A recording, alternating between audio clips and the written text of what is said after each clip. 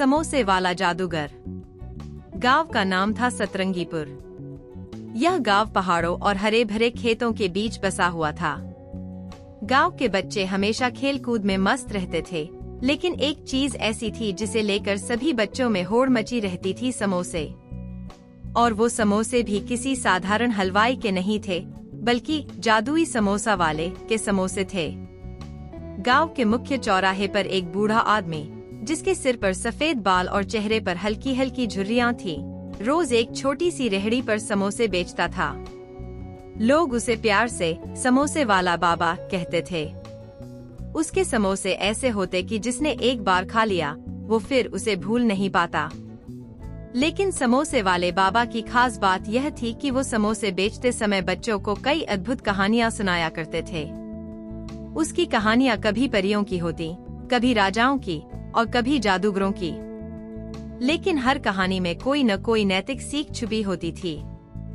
एक दिन गांव के सबसे नटखट बच्चों का समूह गोलू, मुन्नी, छुटकी और पिंटू समोसे वाले बाबा के पास पहुँचे। बाबा ने जैसे ही उन्हें देखा, उनकी आंखों में एक चमक आ गई।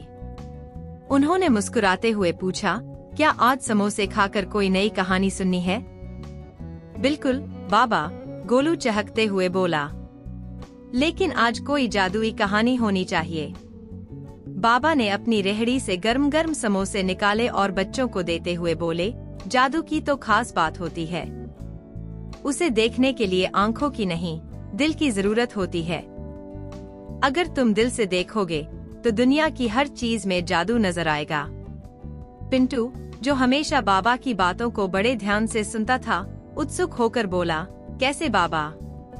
हमें समझाइए ना। बाबा ने एक गहरी सांस ली और कहना शुरू किया, बहुत समय पहले की बात है। इस गांव से दूर, पहाड़ों के उस पार, एक बहुत ही छोटा सा गांव था। उस गांव में एक लड़का रहता था जिसका नाम था निखिल। निखिल बहुत मेहनती था, लेकिन उसकी एक आदत बहुत खराब थी। वह हर चीज में सिर्फ नुकसान देखता था। उसे कभी किसी चीज में अच्छाई नजर नहीं आती थी।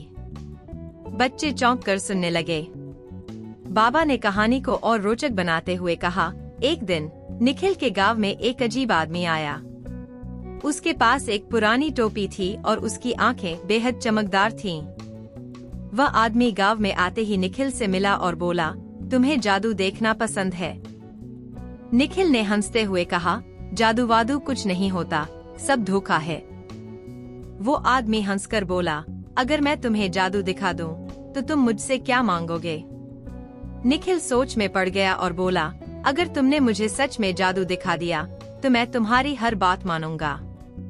उस आदमी ने अपनी टोपी से एक छोटा सा चमचमाता समोसा निकाला। निखिल ने उसे देखते ही कहा, यह तो बस एक साधारण समोसा है, इसमें क्या जादू है? आदमी मुस्कुराया और बोला, यह समोसा साधारण नहीं है। जब भी कोई इसे खाएगा, उसकी सबसे छुपी हुई इच्छा पूरी हो जाएगी। निखिल को उस पर बिल्कुल भी यकीन नहीं हुआ, लेकिन वह समोसा लेकर चल पड़ा। उसे घर जाते हुए अचानक भूख लगी और उसने वो समोसा खा लिया। जैसे ही समोसा उसके मुंह में गया, उसे अचानक एहसास हुआ कि वह कितनी देर से बारिश की कामना कर रहा था। और तभी बिना किसी चेतावनी के आसमान से तेज बारिश होने लगी। निखिल हैरान था। उसे अब यकीन हो गया था कि वह जादू का समोसा था। बाबा ने यहाँ पर थोड़ा रुककर गहरी सांस ली। बच्चे सांस रोककर सुन रहे थे। बाबा फिर बोले, लेकिन यह सिर्फ शुरुआत थी। जैसे जैसे निखिल को समोसे की शक्ति का एहसास हुआ, वह रोज उस आदमी से मिलता और एक नया समोसा ले आता। हर बार उसकी कोई न कोई इच्छा पूरी हो जाती। लेकिन धीरे धीरे निखिल की इच्छाएं लालच में बदलने लगीं। अब वह सिर्फ अपने लिए ही चीजें मांगने लगा। पहले वह चाहता था कि उसके घर में बहुत सारा पैसा हो, फिर वह चाहता था कि उसे कोई काम न करना पड़े, फिर उसने सोचा कि क्यों न वह पूरे गांव का राजा बन जाए। उसकी हर इच्छा पूरी होती रही। लेकिन एक दिन निखिल ने एक बहुत बड़ी गलती कर दी। उसने उस जादुई आदमी से कहा, मुझे ऐसा समोसा दो जिससे मैं पूरे संसार का सबसे ताकतवर इंसान बन जाऊं। उस आदमी ने उसे समोसा दिया, लेकिन इस बार समोसा खाते ही कुछ अजीब हुआ। निखिल अचानक बहुत अकेला महसूस करने लगा। उसके आसपास कोई नहीं था। उसके सारे दोस्त, उसका परिवार, सब गायब हो गए। अब उसके पास दुनिया की सारी ताकत थी, लेकिन कोई उसके साथ नहीं था। बाबा ने गहरी आवाज में कहा, निखिल ने अब समझा कि ताकत और धन से बढ़कर भी कुछ है, और वह है प्यार, दोस्ती और परिवार। उसे एहसास हुआ कि लालच की वजह से उसने सब कुछ खो दिया था, लेकिन अब बहुत देर हो चुकी थी।